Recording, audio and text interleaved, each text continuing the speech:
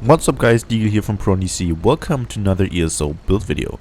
So today I want to show you the Magicka Dragonknight for PvE for the Homestead DLC, and I hope this will be a short video. I want to point out some things that changed for CP and for skills, and gear wise there have not been any major changes. So I will start with the stats, of course. Pretty much the same stats as last time. I just have a couple more champion points, so a little bit more max magic, health and stamina. 41k max magicka, 817 recovery, 65% spell crit, and 2.1k spell damage. So all points into magicka. Thief Motherstone for more crit. VR Vampire you do not need to be, but it can be quite helpful sometimes, and we're using max health and max magicka buff food. So, pretty much the same thing. Also, gear-wise, it's not a huge difference. It's actually pretty much completely the same like last patch. We're using Infallible Other Jewelry. You get this from the Cracklorn trials. So, Sanctum Fidia, Hellra Citadel, and Ethereal Archive. All spell damage, and it gives us spell crit, Myron Slayer, and spell damage if you have the 4-piece on the front bar with an Inferno Staff. It's sharpened, of course, and has weapon damage enchant on it. If you do not have an Infallible Other Inferno Staff, just use a random sharpened one. Do I have one? Yeah, like a willpower. Any sharpened Inferno Staff on the front bar is good. Just losing out on the extras. Spell damage from Infallible Other is not such a big deal. You will still have enough spell damage to do enough damage with the Magicka Dragonknight. So use any sharpened Inferno Staff. If you, however, have a Maelstrom Inferno Staff and sharpened, and you do not want to use it on the back bar, you can use it on the front bar as well. So, Maelstrom Inferno Staff on the back bar. Mine is precise, unfortunately. Otherwise, I'd probably use it on the front bar, because rotation gets a little bit simpler that way. Then we're using Grothdar, which gives us max magicka and 10% chance when we do fire damage to create lava pools that do flame damage, which is pretty nice. Monster stats cannot crit anymore, so Grothdar is really nice. There is, however, another option that I want to point out in a second. The 5-piece set that we're wearing on the body is Burning Spellweave. So, Burning Spellweave, you get it from City of Ash. It can quite take some time to farm it in Divines. I have it all Divines, of course. I do recommend to go in there on normal mode to City of Ash 1, because it's really short and you can farm it relatively fast. So it will take like 10 minutes for a run. So just grab 3 friends that also need the set, and items that drop in Divines like 2 or more times. You can trade it between you and your friends, so it's really easy to farm the set. Grothdar, the helmet drops in Vault of Madness. So that's in Cold Harbor. And the shoulders, you get them from the Undaunted chests, and of course the Maelstrom Inferno Staff, you get it from the Maelstrom Arena, only in veteran mode. Of course, Moon Dancer would be better. I don't think that I have Moon Dancer with me now. No. So Moon Dancer jewelry would be a little bit better. You do more damage, but there's also another option you can choose, and that's Magicka. And yeah, trust me, I did a lot of testing. I'm not running out of magicka with Magicka. However, if I do run Magicka like solo, or in a dungeon, I do not always recommend it. For a dungeon, I recommend to stick with Grothdar, because you have more mobs and AoE and all that stuff, or you need more AoE damage. So Magicka will give you a little bit less magicka but more spell damage, and the extra spell damage buff does a huge amount of damage on a lot of attacks. So Magicka, yes, for pure single target, I recommend to go with Magicka. Why do I recommend Magicka? Well, the thing is, monster sets cannot crit. And I did my testings on single target, and the DPS from monster set, so like the percentage of damage your monster set does, is so small that you can like completely abandon it. Actually, it's not really like worth to run a monster set. So there's only like one monster set option that's really worth running, because it has no like proc. Yeah, it's like proc set bonus that can't even crit, and that's Magicka. It gives you more spell damage, so you do more damage with your light attacks and all the other abilities. Of course, you give up some max magic, but that's okay. Like, if you run Magicka, I do recommend to go with Moon Dancer, so your max magic doesn't drop below 40k. However, Magicka is like it's in a trial, it's still easy to sustain. So if everybody uses the synergies, the necrotic orbs from the Mage's Guild skill line, you can still run Magicka. I did a lot of testing and trials, and I'm really not running out if elemental drain is applied to the boss and everybody's using the synergies. However, Rothstar will be the safer option for you, so if you do not get your rotation done right, if you overcast all your dots and stuff like that, you will probably run out. So for skills, there have not been any changes, except one morph, and that's Flame Lash, where you chose the other morph because targeting an off-balance enemy changes this ability into Power Lash, allowing you to lash an enemy with more intense flame to deal, well, more damage. And trust me, I fit Power Lashes for more than 44k. And if you have Moon Dancer, I think you can go. It can go up to 47k with, however, with the standard of might on it, and it's insane. Like, the damage boost is insane. But how do you set enemies off balance? So the blockade of fire. No, wait. The flame lash. If you strike an enemy that is immobile or stunned, you set them off balance. You can only set an enemy off balance once every 5 seconds, which is actually not true, because we did some testing. I might put the video in here, I'm not sure. Like my DK, I will show you the Power Lash. Wait, yeah, it's immobile, so I hit him once and then he will do this. This was the Power Lash.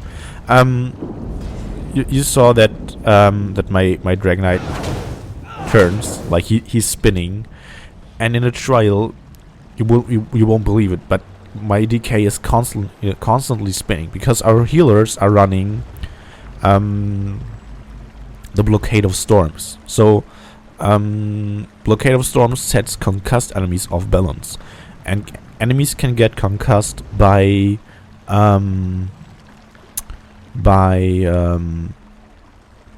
getting lightning damage. So if they get hit by lightning damage, they get set off balanced by the Blockade of Storms, and then if they're off balance, my DK constantly keeps spinning and spinning and spinning. It's a bit weird. Like, the animation can screw up some time. It might screw up your rotation a little bit, but however, it's still great. You deal a great amount of damage with your Power Lashes. And there's been this rumor that it consumes the off balance debuff, but since you keep spinning all the time, it's not true. So we tested it, and it works. So you do not take away the off balance from the enemy, and it will get set off balance immediately afterwards anyway, because there's like no cooldown to this debuff apparently. Then we have so Flame Lash is great for trials if you have a Blockade of Storms in your trial. However, for normal dungeons, I recommend the other morph, because it will simply do more damage. Usually in dungeons you do not have a Blockade of Storms. I do not recommend to slot it on your DK yourself, so if you have like a Maelstrom lightning staff, maybe do not use it. I do not recommend that. Engulfing Flames, really important. Nice dot, and then also the affected enemies take 10% more damage, and it's AoE. And then we have Force Pulse. The reason we have Force Pulse on the front bar is because I do not have Maze from Inferno Stuff and Sharpened, and I need, because of Ancient Knowledge, an Industrial ability slotted. So my Flame Staff, when I have a Flame Staff equipped, my single target abilities deal 8% more damage, which is nice. Then Burning Embers, really nice dot. It deals an insane amount of damage, and it also heals us. And then of course in a light to get more Magicka and to get more spell crit chance. We could also get this from the potion, but I recommend to go with Inner Light instead, because more Magicka means more damage.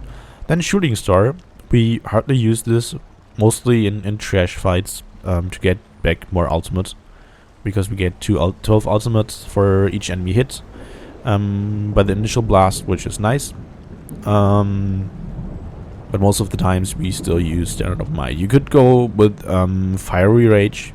I haven't leveled this ability yet in trash fights to really like quickly burn them down, but most of the times I stick with Standard of Might anyway, because it pushes our damage by 15%, and the damage over time effect from it is also really nice.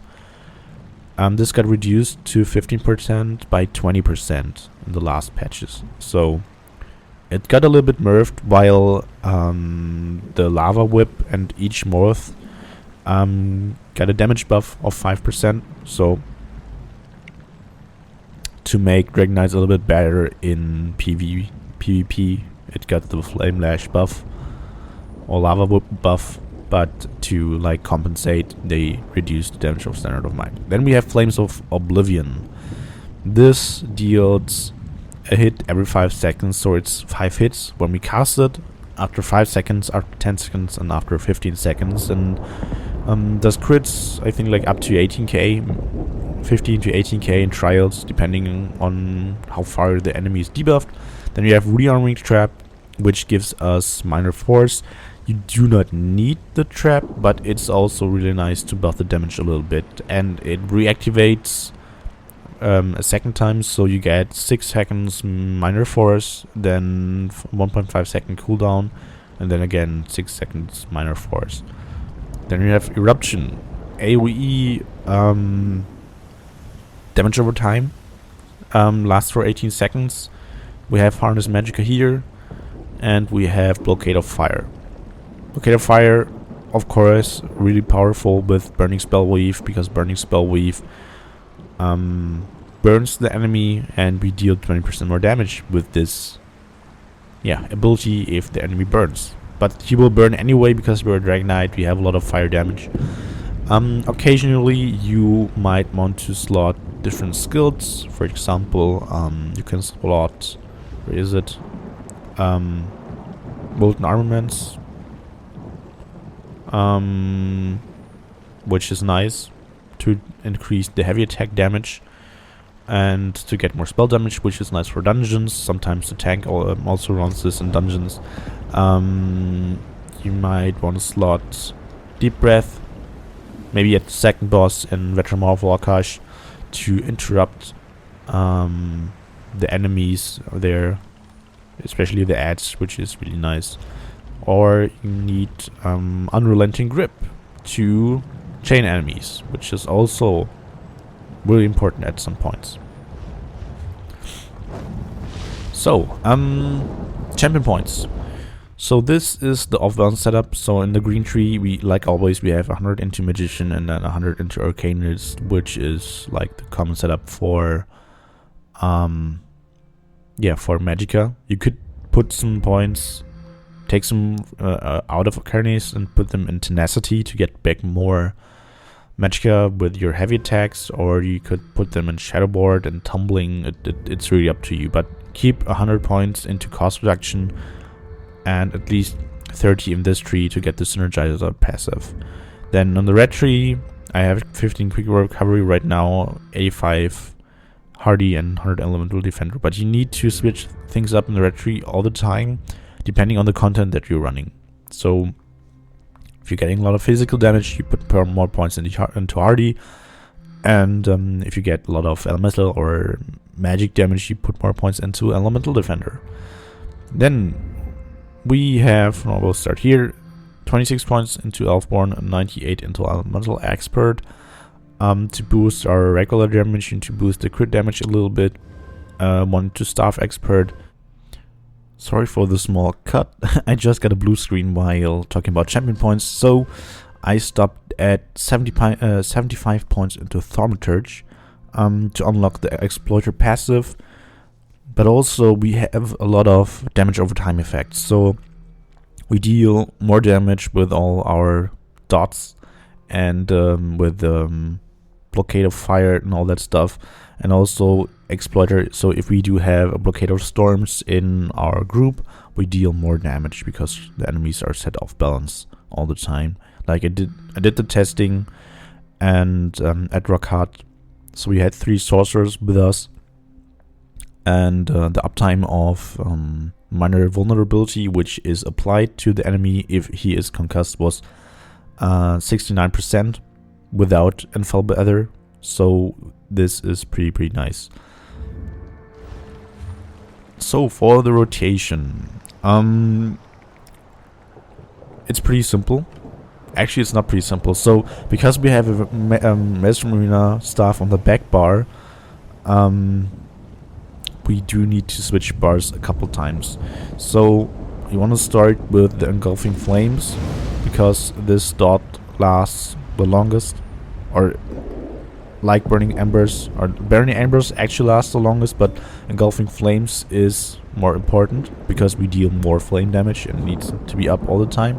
So engulfing flames and then burning embers, and then you would swap bars. Swap bars. Put down your blockade and swap back. And then you deal. You do a couple whips, 4 to 5 whips again, and then you'd reapply. So like the basic rotation of the Magicka Dragonknight would pretty much look like this.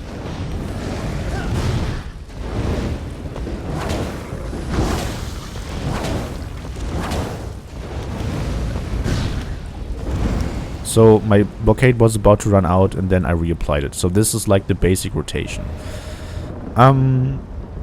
But also you need to reapply your long damage over time effects, like Eruption and your rearming trap, and of course your Flames of Oblivion.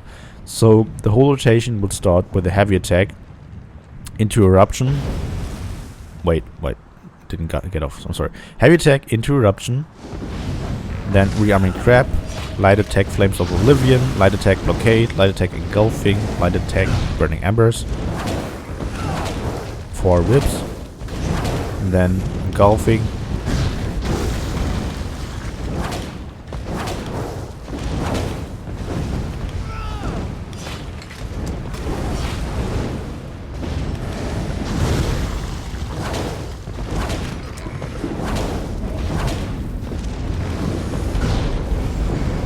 so this would pretty much be the rotation. If you didn't get it, like it's hard to commentate on it, because you need to cast the skills pretty quickly. You just like rewind the video, watch it again. So what I start with is a heavy attack into an Eruption, then rearming trap, then light attack Flames of Oblivion, light attack blockade of storms. So I do not need to bar swap again. Light attack burning embers, light attack engulfing flames, light attack burning embers, and then I do 4 whips. Then light attack engulfing flames again, light attack burning embers, light attack blockade. Then I do 3 whips. Apply Eruption again, apply rearming trap again, apply engulfing flames. No, Flames of Oblivion. Why do I say engulfing? Flames of Oblivion, light attack, blockade. If I have my ultimate up, I'd use it, of course. But it's impossible for me to a DPS test on my own, because Magicka Dragonknight will run out of Magicka. I really do need Drain. But friends of mine were able to get around 39 to 40k. Like, they're really, really good Dragon Knights. They might have like a slightly different rotation. Yeah, how do I put this? They're really good. So if you're a good Dragon Knight, if you get the rotation done better than me, then you might be able to get 39, 40k DPS even on the 6 million target skeleton. But so that's about it for the Magicka Dragonknight update for the Homestead patch. It's a bit shorter than usual. I hope you still will have fun with the Magicka Dragonknight. It's really powerful. Like on PC, I've heard of people doing, or I've seen people do 60k plus DPS in some fights. So it's really, really freaking strong. Really, trust me, it's really strong. So if you practice a little bit, you will do a ton of damage with your Magicka Dragonknight. That's it for today, guys. If you have any questions regarding this build, feel free to ask them in the comment section down below. And I hope to see you next time. Until then, bye bye.